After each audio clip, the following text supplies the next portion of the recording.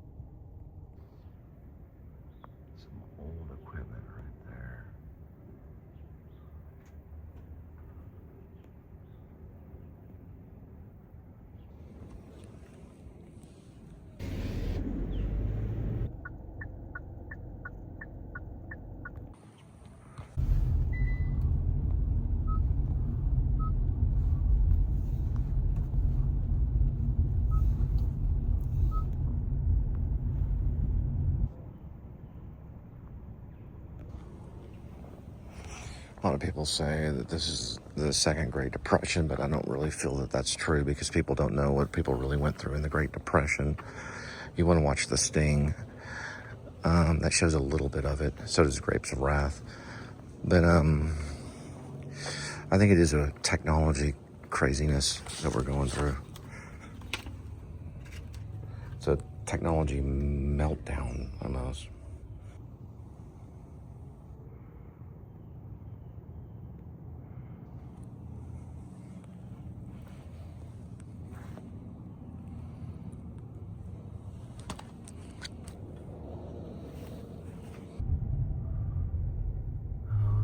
Doggy. Look how he goes. Yeah.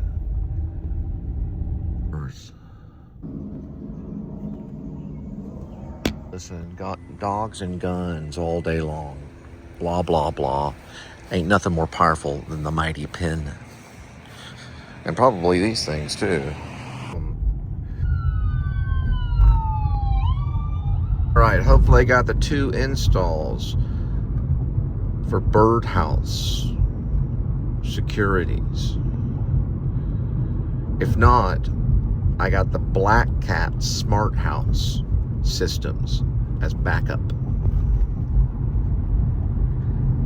Dialogue, your love with paid training.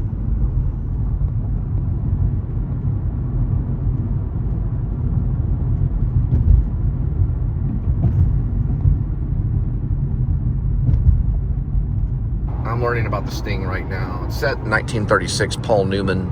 Paul Newman talks about it, but he says in the interview, the last thing he says is Roy, or George Roy Hill, would have their heads. Anyway, the thing about music in the Depression time, playing the piano, was that was like life, you know, that was like listening to life. So their sounds are very da-da-da-da-da-dun, dun-dun, dun-dun. It's a lot of keys at one time. There's a name for it. It's like ragtime music. But they didn't have any money. It wasn't like it is now, where they say this is the second Great Depression. They didn't have any money. They didn't have access to money. The banks didn't have money. They couldn't give anybody money. What happened was everybody took their money out of the banks and put them in the mattress. You can't do that. For one thing, the money molds. It goes bad. The bank keeps the money moving, just like blood. And the thing is, it has been considered like blood in an economy. It has a flow, and it goes all the way back to New York. It flows back. The heart of the money in this society, the cash, it flows all the way back to New York. It's printed here. They print some of it here. They also engrave it here.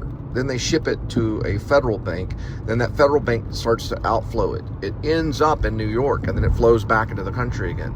New York has pretty much a big revenue of cash money. That's why there's a lot of crime. Where there's money, there's usually crime, especially cash money. Well, with the Great Depression, they couldn't get a hold of it. I mean, they couldn't buy it because they couldn't show the money that they had to you know, they didn't have a hold of it. It didn't circulate. So there was a different type of crime there. It was very desperate crime. Eventually, they would spring out gangsters like Al Capone, and also within the same decade, Bonnie and Clyde from this area. Now, even going back, when they did get a hold of some money, they had another gangster era here known as Butch Cassidy and the Sundance Kid. Paul Newman was involved in both of those eras in the storytelling of it, not necessarily in time travel, but he was involved in the storytelling as an actor. Paul Newman was in The Sting. He was the second actor interviewed at the Actor Studio Drama School inside the Actor Studio at Bravo, the school I attended. The first one was Alec Baldwin. And let me tell you this, Alec Baldwin knows a lot about crime. He's done a lot of crime movies. He probably cries when you mention the word C-R-I-M-E. But regardless, he was the first actor interviewed. So he made history in that aspect. That was a pretty good show. It got many Emmys, or it got many Emmy nominations. It only has one Emmy on the table. Sorry, I made a mistake. In The Sting, the song that goes ba da da dun dun dun dun dun dun dun dun dun dun dun dun dun dun, that's called The Entertainer.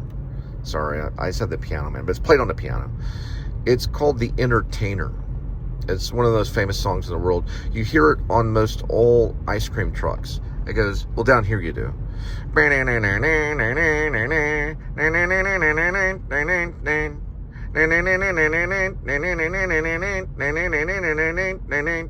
It's about a bunch of card sharks in the 1930s. Paul Newman leads it. Kitty, I gotta return some underwear.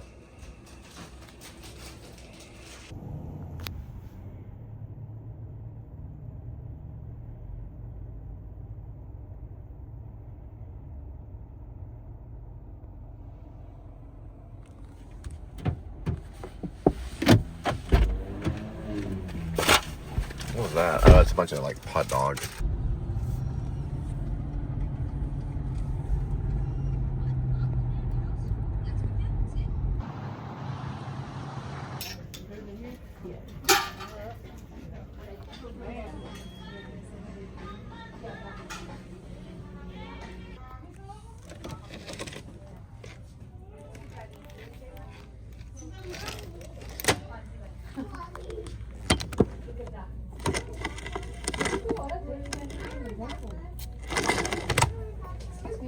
Sorry about that. It's not too bad. Unbelievable, dude. I did not know that at all. That is funny. Little secret right there. Is that freaking Bradley Cooper advertises for Boss. That's who that is. It is not. Yeah, it is. That's freaking Bradley Cooper. Yeah, for Boss Cologne. I'd probably choose, well, I don't know, for some reason I like these right here. These guys are pretty good right here. And they're not bad either. I did this the other day and it almost made me sick. They have these things right here, which is better. You only want to do one spray. I mean, my cat was like sneezing for a week. You can't spray too many of these. It's not too bad. I'm gonna try to spray it correctly. There we go. Yeah, that one's actually good. And then you just get another one like that.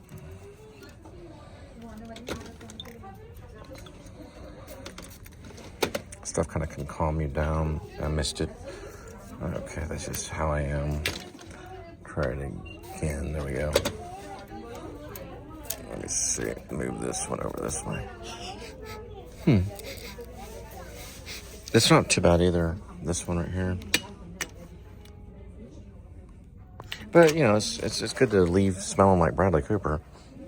You know, like a long shot right here. That is so freaking funny, dude. Boss, I don't know much about Boss. Ever get that idea? Like I almost died. I mean, if a cop hit you in his vehicle, you're freaking dead. Or it could be bad.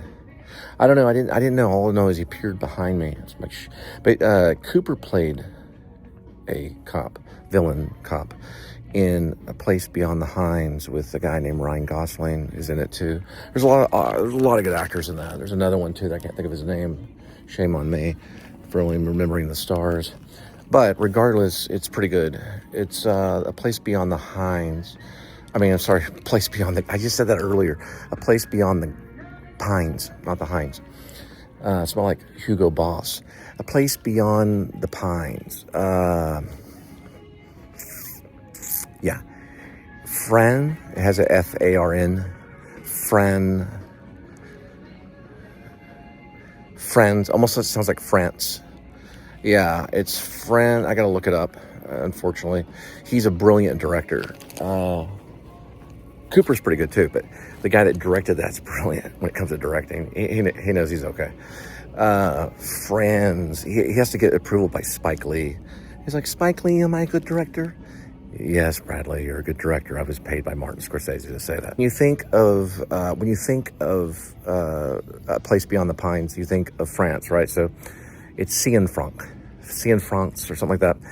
Derek. It's Derek Cienfranc or Francs or something. Imagine me giving an award at the Oscars. Everyone's like, you can do it. I'm looking at the screen in slow motion, like, Cianfranc. That's wrong, Cole, but we love you anyway. Derek Cianfranc. Y'all know how to pronounce his name. Just ask somebody. It's like, Cooper, could you come up here and pronounce the name for me? Robin Williams it, you know. That's what Robin Williams, he would do, is he broke all the, you know, the scripted rules. I forgot what that's called. There's a name for that. But it's improv, but it's something else too. It's whenever you tear down all the walls and you find what's known as immediate theater. And you should notice by her, she walks bow-legged, but I don't know if she's only ridden a horse in this show. Well, there's a photo of her riding a horse. You know, as a filmmaker, it could go like that. Or it could just get all Cassavetes and go like that. You know, you could stand there before the Academy and say, imagine that, an actor that's stupid. Oh, you know. Lots of laughter, probably. At that point, probably. You have tears in your eyes. Imagine that. An actor. That's stupid. What is the actor? Okay, I just do this right. Ben Stiller. Yeah, he's in the... he's actually a genius, but... the Tropical Mess with the Jack Black guy. Tropical Thunder, right. Okay. I'm the guy at the Quentin Tarantino's naming, like... you know, the crew, like the vacuum cleaners of the production company. He knows like the type of vacuum cleaners and the company that, you know, brought the vacuum cleaners in, if they have it. But he knows who cast everybody. But anyway, no, like, I'd be the type, I'd fuck it up. Let me just put it that way. It'd be the wrong name. I was, see, okay, let me just put it this way. When we were at play readings, or at least not the play reading, if we were at play rehearsals and it came to pronouncing a name of something, I was corrected by the other actors. And I'm like, oh, okay. Oh, that's how you say it. Okay, let me try that word again. Watermelon. It's actually watermelon, but that's fine. No, it's like Whataburger. Yeah, but hang on, I gotta finish this up. Waterburger. We say Waterburger. But anyway, one last thing. I almost remembered. It was important. It had to do with Cooper. No, I was joking. Gary Cooper. I'm trying to think of it. I'm dying.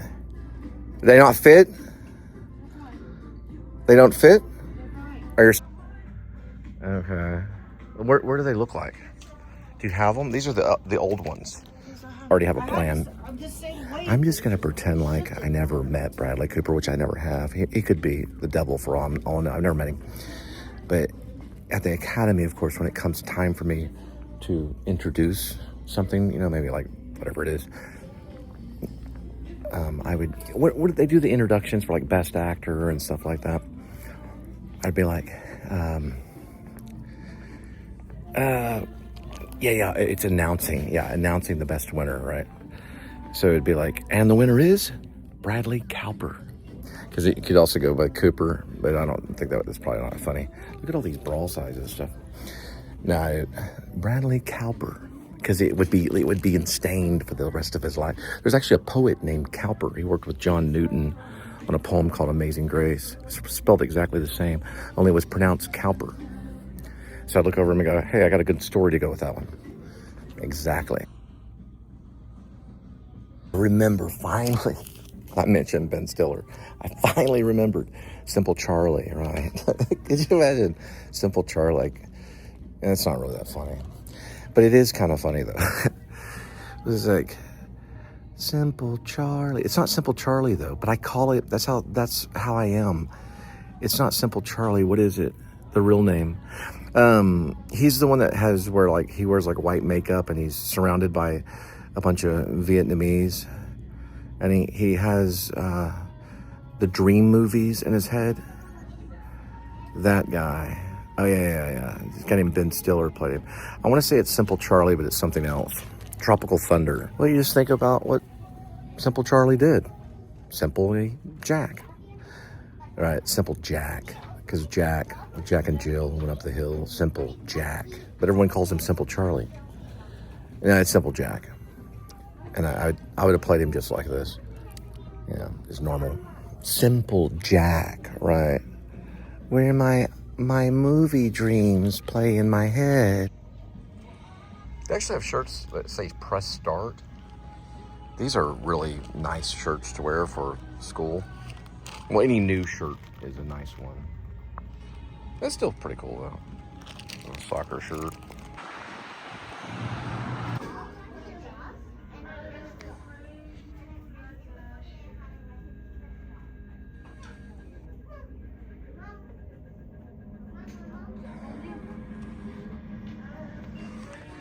Come here, Bird Linda. It was originally written by a black lady. It's called Praise You. There's also Spike Jonze did the video.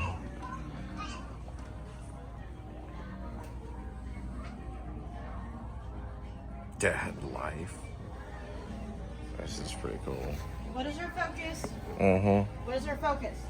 Body spray. Wash, dry, fold, and repeat. I remember those days. You barely slept. Wash, dry, fold, and repeat. What is our goal? I'm looking for goals. No, what is...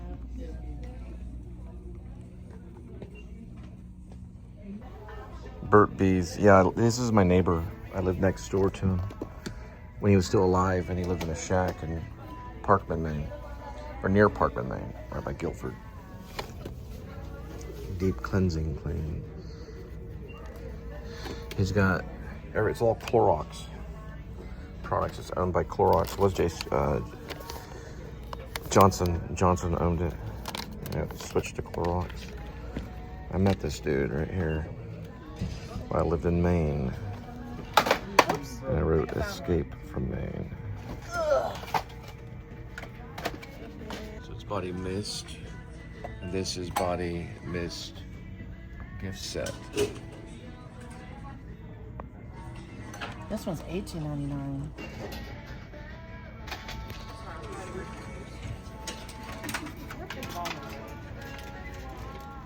Let me just say this line one time for me, okay? It puts the lotion on its hands, or it gets the hose again. Doesn't work. All right. I didn't think it was gonna work. Here we go.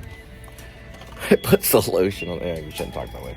The Dirty South. That's what we was like. Hey, baby, you put the lotion on its skin, or it gets the hose again. Okay, so you're liking what?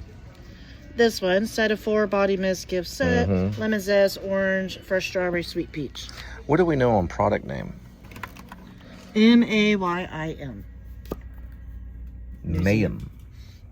Smells good. I like it. Yeah, Cool. I like it. I don't know if Buffalo Bill would like it, but regardless, as long as the skin stretches. Okay. So what I always do is you press buttons like this. Press that one, and now we're rolling.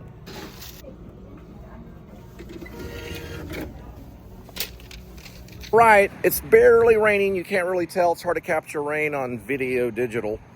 But we caught it at Kohl's, and we were gonna go by Sephora, but it's really cool when you're leaving, there's a gift section. It's like the Vatican's gift shop kind of thing when you're walking out of the gift shop. You know that Stone Temple Pilots thing? Anyway, it's like a gift shop when you're leaving. So it's like you go through these aisles, kind of like when you're leaving Cracker Barrel. You go through the gift shop. Same thing with Kohl's. And there's all this cool stuff. So she found some really good spray that we got for $7, which was like an $18 spray kit. Correct. For body spray. And now we're headed off into the rain.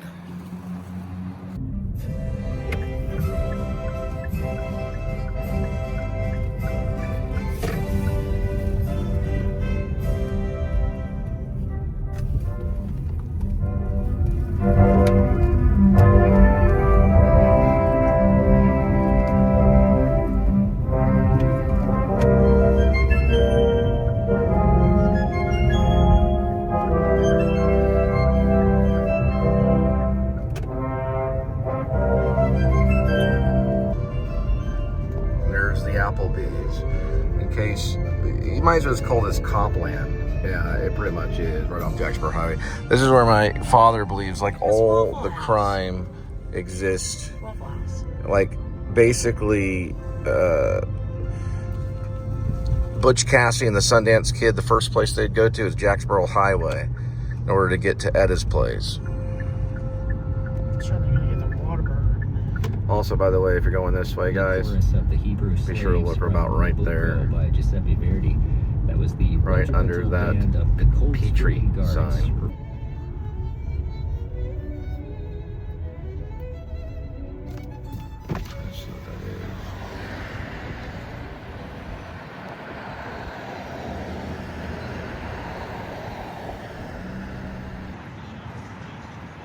You can predict it.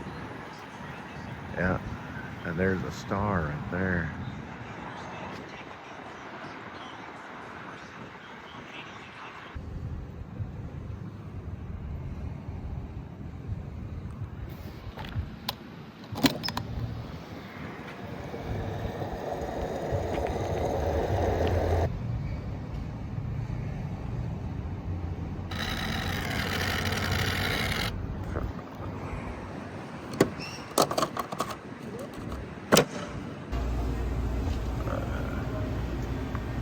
That's correct. No one 99 crap. Imitation crap.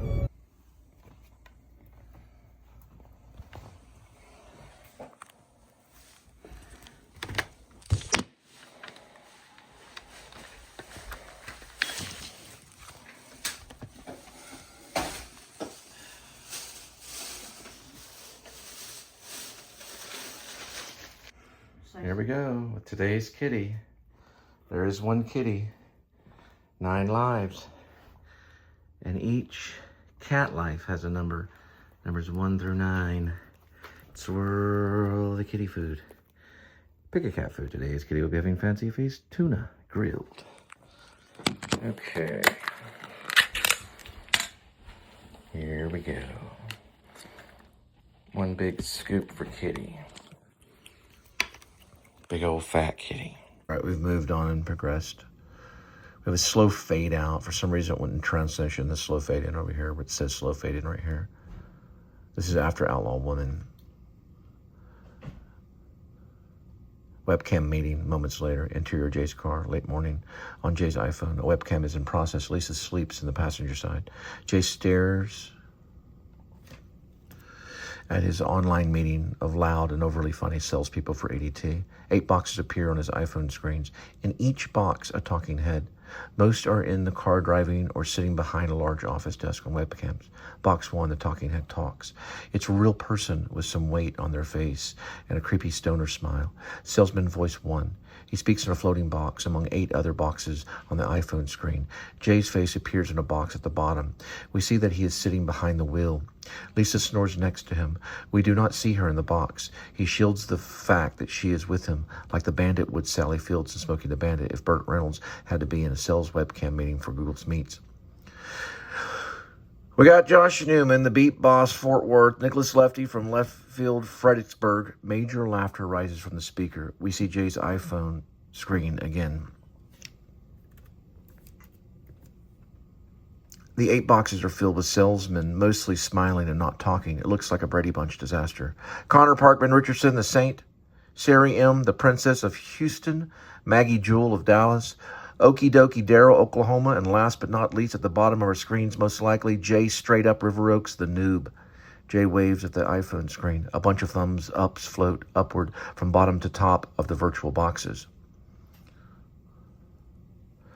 Oh, and don't forget consecutive Carrie Carrollton out there in Dallas. Oh, and last but not least, Hat Trick Harold from Highland Village. How's it all going, guys? There are many more out there today, but I wanted to mention everyone that got dubs yesterday. Hell yes, guys. Let's give 2 hand claps and a Ric Flair to the peeps. Everyone claps their hands twice and roars like Ric Flair. Box 2 appears. It's Joshua Newman, the Beast Boss. Okay, guys, production is a little hazy. I need us to get at least 15 today. That means it can be done. We have been in worse condition. First of all, thanks to everyone on getting dubs. For all you noobs, if you get dubs, For the day, you get special Ric Flair shout out to the following web meet. Great jobs. I want to give this motivational saying. Do what you can with what you have where you are. Does anyone know who said that? The boxes are silent. None of the salespeople return with a comment. The faces look interested, and some drive their cars, and some sit at their desk, and some on couches looking up at their smartphones. Most of the ladies smile and look serious or stoked on being there. I'm going to change something real quick. Couches or beds or chairs in back rooms. Okay, well, that's fine. Let's throw it in there. Couches or beds or chairs in back rooms looking up at the smartphones. Most of the ladies smile and look serious or stoked or being there. In houses, apartments, or what's it called? Houses, apartments, or trailer homes. Trailer homes. There we go. Some sit at their desks and some on couches or beds or chairs in back rooms and houses, apartments, or trailer homes looking up at their smartphones. Most of the ladies smile and look serious or stoked on being there. Joshua Newman, the Beast Boss. No one knows. Theodore Roosevelt. He said it. Does anyone know who Theodore Roosevelt was?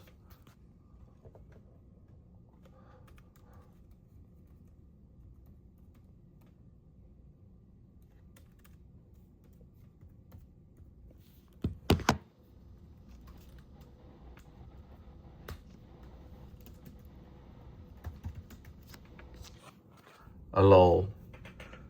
What number of president? Yellow emoji hand floats up. Let's go ahead after. Let's do a lull like this. Parentheses usually means I'm thinking. A lull. No one knows the answer. Okay, and now we go here and we go to C and then we put him in here again. Sorry, I'm doing some tricks here on this. So it's a learning process. What number of president? Yellow emoji hand floats up. I think he was Joshua Newman, the Beast Boss. Don't Google it. I'm looking. Okie dokie Daryl. His name is misspelled. Yeah, it only takes a moment. Okie dokie Daryl was misspelled. I caught it. Okie dokie Daryl. Okie dokie Daryl with an E. Let me see. Okie dokie Daryl, Oklahoma. I think he was Joshua Newman, the Beast Boss. Don't Google it. I'm looking. Okie dokie Daryl, Oklahoma. 40th. Joshua Newman, the Beast Boss. No, you want to guess Jay straight up? Jay presses up icon and it dings. Okay. Jay presses the hand. Jay presses the hands. Let's see. Jay presses the thumbs up icon. And it dings. Let's go ahead and capitalize thumbs up. And it dings. 20 something. Joshua Newman, the Beast Boss. 20 what? Don't look. Jay. 26? Joshua Newman, the Boss Beast. Got it. You studied your American presidents. 2 points for Jay. And thanks for the dubs yesterday. My pleasure. Lisa snores louder. More talking from the salespeople in the boxes. The webcam meeting continues. Jay puts on some headphones to block out the motivational loudness from the group. Lisa shifts in her seat and continues sleeping. Cut to exterior to interior Jay's car afternoon. Jay drives in circles and dispositions in his sales rabbit. Jay's running in circles in a lost neighborhood near Arlington, near Six Flags over Texas. Okay. That's a good dive right there. We'll go ahead and put theme park. Theme park. Got it. Jay drives in circles in a lost neighborhood near Six Flags over Texas theme park and dispositions in his sales rabbit. Okay. We got to get kind of crazy and put app right here.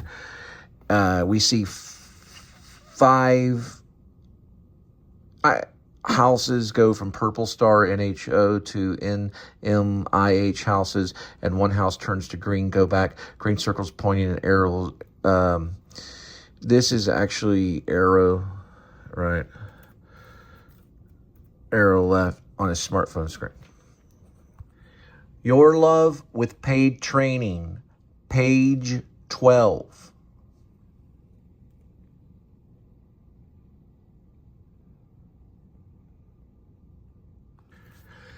Your Love with Paid Training, screenplay, page 13.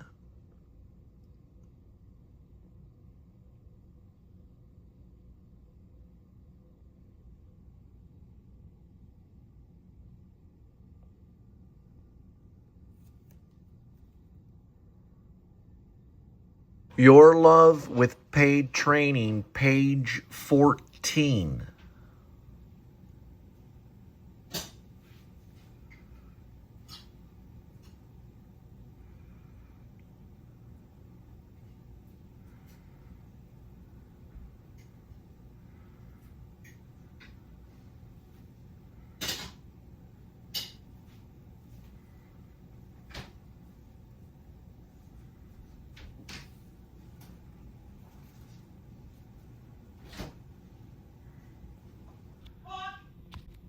Your Love with Paid Training, page 14.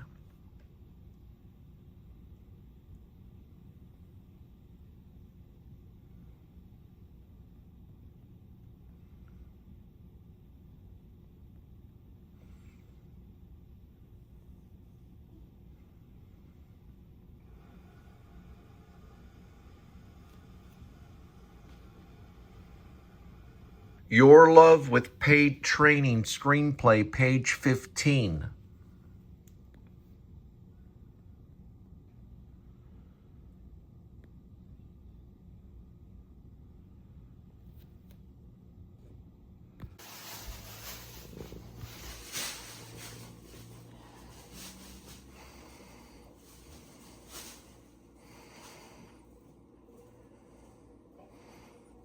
Kitty.